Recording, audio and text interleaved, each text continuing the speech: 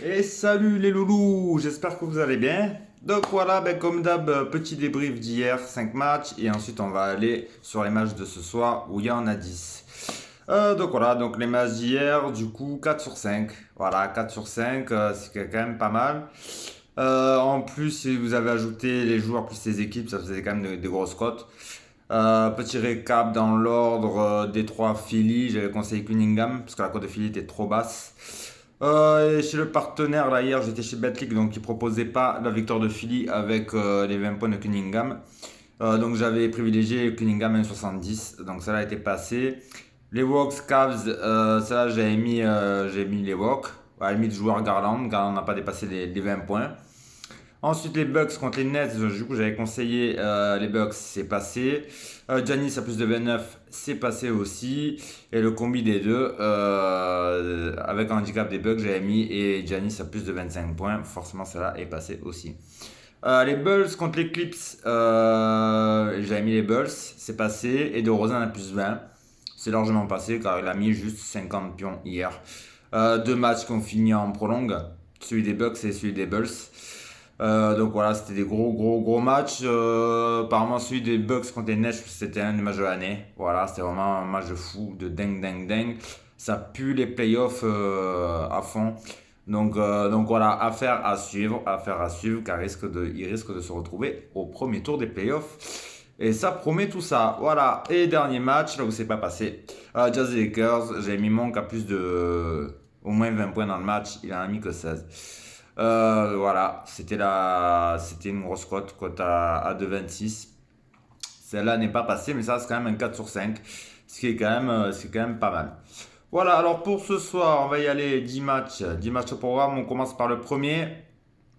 Les Magic Orlando qui reçoivent les Raptors. Les Raptors qui sont sixième maintenant, du coup, à une victoire du cinquième, à égalité. Donc s'ils gagnent ce soir, ils reviennent à hauteur des Bulls qui ont gagné hier, du coup. Qui vont chez le Magic, dernier. Voilà, comme je dis, faites attention à cette équipe des Raps. En ce moment, franchement, je ne sais plus quoi penser. Ils sont sur une bonne dynamique. Chaque fois, je dis, quand ils attendent pas, ils gagnent. Quand ils attendent, ils gagnent pas. Ce soir, sincèrement, on les attend à ce qu'ils gagnent à Orlando. Mais c'est pareil, ils seraient capables voilà, de pas gagner. Mais bon, ils sont sur une bonne série, ils sont favoris. Les cotes 1,18 pour les Raps et 4,90 pour le Magic. La cote est trop basse pour les mettre comme ça, pour mettre les Raps en sec. Que j'ai vu d'intéressant, j'ai vu Siakam à à au moins 20 points, à 1,48 la cote. Je trouve qu'elle est pas mal.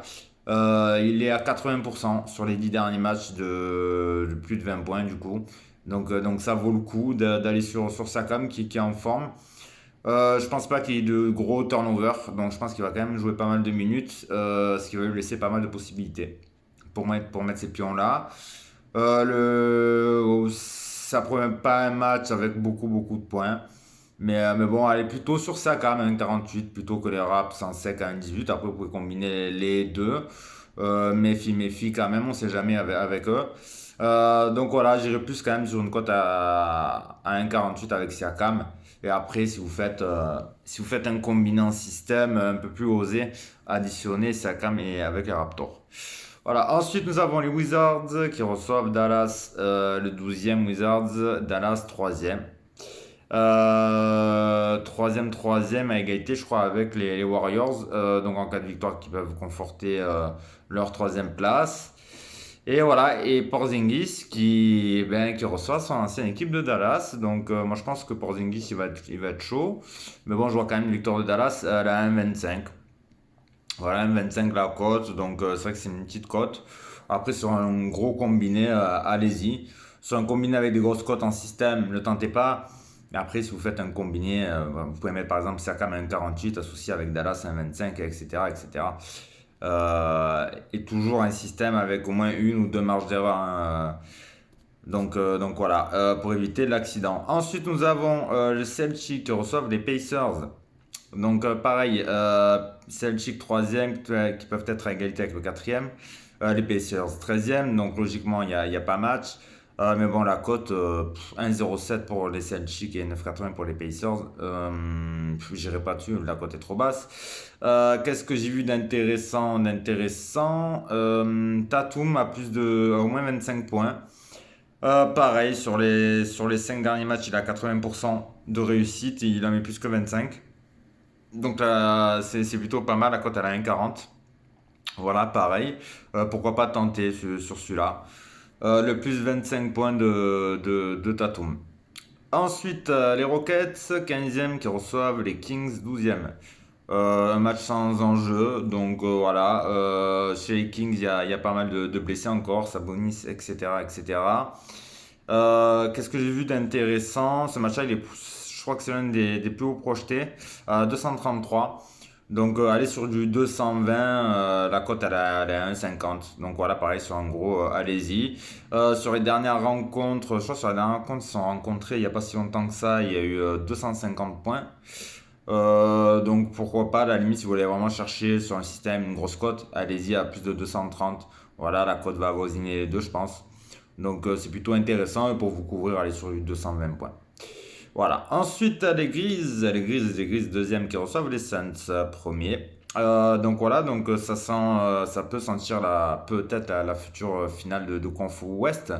Le souci, c'est qu'il y a énormément de turnover là chez les Grises. Moran ne joue pas, Jackson ne joue pas. Enfin, il y a pas mal de joueurs qui jouent pas. Les Suns, avec un effectif quasiment complet, donc pareil, il va y avoir de la rotation, du temps de jeu pour Chris Paul, pour qu'il se remette bien dans le bain. Cette équipe, elle tourne. Moi, je les ai mis gagnants, 32 la cote. Ouais, je les vois gagner quand même si ça va faire des rotations peut-être des deux côtés, mais les Grises, il leur manque quand même pas mal de joueurs. J'ai toujours dit que même sans Morant, ils pouvaient aller chercher même des gros. Mais là, il manque quand même pas mal de pièces maîtresses pour aller chercher les Suns, qui à mon avis vont encore essayer d'envoyer un message et pas lâcher ce match-là contre le deuxième. Bon, c'est sûr d'être premier, mais ils vont quand même essayer d'envoyer un message sur le parquet des Grises et je pense qu'ils vont quand même jouer le jeu aller gagner chez les Grises. 1,32, pareil sur un non-système, vous pouvez y aller. Ensuite, les Bucks qui reçoivent les Clippers. Voilà, les deux qui ont joué hier, les deux avec des prolongations de chacun de leur côté. Les Bucks qui reçoivent et les Clips qui se déplacent. Encore une fois, back to back. Que dire, 1,30 pour les Bucks. Ouais, je trouve la cote petite. Franchement, c'est un peu plus élevé. Ça aurait été mieux. Je vois que oui, forcément, je vois les Bucks. Après le match d'hier, est-ce qu'il a laissé des traces? En tout cas, ils sont seconds et pourraient être égalité avec le premier en cas de victoire. Donc,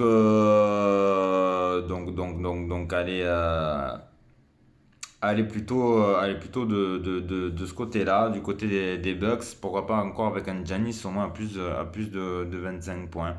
À voir s'il fait la même perf qu'hier. Hier, il a été monstrueux. Donc voilà, après que dire, est-ce qu'il vaut mieux finir premier ou second dans cette conférence? Sincèrement, il vaut mieux finir troisième, c'est mon avis. En tout cas, ils font tout pour être premier.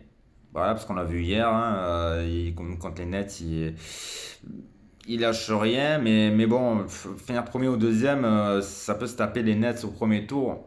Et qui a envie de se taper les Nets au premier tour? Pas beaucoup, donc bon, allez, quand même les Bucks sur le papier. Après, 1,30, si vous voulez pas trop prendre de risques, celui-là, switchez-le. C'est pas bien grave. Ensuite, OKC, Détroit. Alors. Pareil, hein, le 14e OKC qui reçoit le 14e Détroit. Rien à dire pareil sur ce match. J'ai vu une cote peut-être qui allait peut-être l'une des plus grosses. Théo Maledon à au moins 20 points dans le match. Il en a mis sur les 5 derniers 60%. Voilà, donc 60% des derniers matchs, même des 10 derniers matchs, il a mis 20 points dans le match. La cote est à 2,65. Sur un gros système, avec des grosses cotes, mettez-le. Voilà, mettez-le, pourquoi pas. Ça peut faire comme une Mani Monkey hier, ça peut ne pas passer. En tout cas, au KIC, il manque pas mal de joueurs. Et je crois que les 3 derniers matchs, avec du temps de jeu, il met les 20 points. Il n'en met pas 30 non plus, mais il met entre 22 et 25 points. Je trouve qu'à 2,65, c'est une belle cote. Voilà. En tout cas, si on suit la dynamique du joueur, En jouant pas mal de minutes, ça peut y aller. Surtout s'il n'y a pas Jaus Alexander et compagnie, il aura un peu plus de minutes, je pense. Donc à voir, la cote est pas mal vraiment sur un système avec des grosses cotes. Voilà. Après, si vous faites un gros combiné, ne le mettez pas. Mais sur un système de 65, si elle passe, ça peut faire gonfler les cotes. Ensuite, nous avons les Spurs 10e qui sont à hauteur des Lakers, qui avec la défaite hier sont 10e ou 11e ex aequo avec les Spurs. Et du coup, en cas de victoire, les Spurs seraient à une victoire devant les Lakers qui, du coup, ne seraient pas susceptibles de jouer même le play-in. Donc c'est un match important pour les Spurs qui reçoivent Portland 13e. Sur ce match-là, 1-0-6 les Spurs. Bah non, je trouve que la cote est vraiment encore trop petite. Si vous voulez aller chercher le joueur, vous pouvez aller chercher Dejounte Murray, voilà. À plus de un minimum 20 points. Alors, je sais pas, j'ai pas regardé la cote. Allez-y dessus. Je pense que c'est la logique. Voilà. Ensuite, nous avons les Nuggets, 6e, qui en cas de victoire serait 5e, qui reçoivent les Wolves, 7e, quasiment assuré la 7e place. Je ne vois pas trop aller chercher la 6e. Les Nuggets, la cote est intéressante, je trouve. La cote est intéressante. Alors, ouais, les Wolves ont récupéré tous leurs joueurs, ils sont complets, mais les Nuggets aussi. 1,67 les Nuggets. 1,67 les Nuggets, je trouve que c'est assez intéressant à domicile. Je vois plutôt aller chercher la 5e plutôt qu'à chuter, même si la défaite ce soir, il serait, je crois, à 3 victoires devant les Wolves. Il reste 6 matchs. Bon, rien n'est impossible. Du coup, pourquoi pas plier vraiment au moins cette 6e place dès ce soir. Même si, voilà, je vous dis, les Wolves avec 4 seront sûrement en forme. Donc après, vous pouvez aller chercher les paires joueurs. Jokic a plus 24 points, elle a 1,42. Voilà, j'ai pas des 4, vous pouvez mettre 4 aussi, pareil. À 20 ou 25 points, regardez les cotes. Et les Nuggets. Voilà, les Nuggets, vous pouvez même associer Jokic avec la victoire en 5 des Nuggets. Ça peut faire aussi gonfler la cote à 2,10, 2,20. Voilà, ou si vous voulez pas prendre de risque sur ce match, sur les équipes, vous mettez Jokic ou 4. Et ensuite, dernier match, les Lakers. Les Lakers, du coup, s'ils perdent, ils sont 11e, avec en plus la victoire des Spurs, ça peut faire mal. Qui reçoivent les Pelicans, qui sont 9e. Quasiment sûr d'être 9e. Les Pelicans, pareil, qu'ils ont récupéré leurs joueurs aussi. Ingram et compagnie, donc ça peut faire mal, mais voilà, la surprise du chef de ce soir, les Lakers qui jouent à domicile, je ne les vois pas lâcher, et justement quand on voit la compo qui risque d'arriver, Anthony Davis revient ce soir. Revient ce soir. Et ok, ils ont joué hier, mais ils sont back-to-back. Mais Anthony Davis joue ce soir et il y a sûrement le retour de LeBron. C'est pas encore officiel. Mais sûrement il devrait jouer. Et je pense sincèrement que là, ce soir, il va jouer tout simplement. Pourquoi? Parce que s'ils perdent, aïe aïe aïe, aïe aïe aïe aïe aïe, il y aurait 2 défaites d'écart en cas de victoire des Spurs. Les Spurs du coup seraient à 32-45 et les Lakers seraient à 31-46. Donc non, attention, ils vont vouloir s'accrocher à cette 10e place. Et je trouve la cote méga intéressante, elle est à 2,14. Donc peut-être parce que justement LeBron est encore pas sûr de jouer. C'est pour ça que la cote est aussi grosse. Donc allez-y maintenant. Moi je pense qu'il va jouer. Donc une fois qu'il sera sûr de jouer, à mon avis la cote va vraiment chuter. Est-ce que ça va être intéressant de la jouer? Peut-être pas. En tout cas là ça vaut le coup. J'ai pas une certitude, je suis pas sûr à 100% qu'il va jouer. Mais en tout cas, vu l'enjeu du match, je pense qu'il va jouer. Puis même avec le retour d'Anthony Davis. Je pense que sur leur parquet, en tout cas, même s'ils sont sur la descente, mais là, connaissant un peu le mental des gaillards qui sont derrière, ils vont tout faire. Et en tout cas, de 14, j'y vais.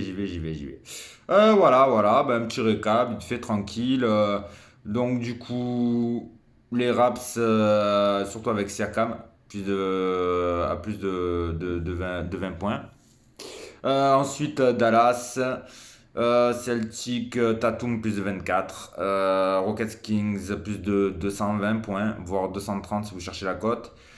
Les Grizzlies contre les Suns, victoire des Suns. Les Bucks Clips, victoire des Bucks.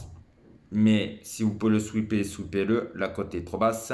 Détroit au cas ici, Maledon à plus de 20 points. Si vraiment vous cherchez un système avec des grosses cotes. Également pareil avec les Nuggets associés avec Jokic. Ouais, à la limite, vous faites un ticket à part, mettez les Nuggets. Si vous avez des doutes, mettez Jokic 1,42 ou 4 à plus de 20 points aussi. Vous regardez la cote. Et derrière, les Lakers à 2,14. Voilà, ben, c'est bon pour ce soir. 10 matchs au programme. Et puis on fait comme d'hab un petit débrief demain. Et puis on voit tout ça. Allez, ciao les loulous, bonne soirée.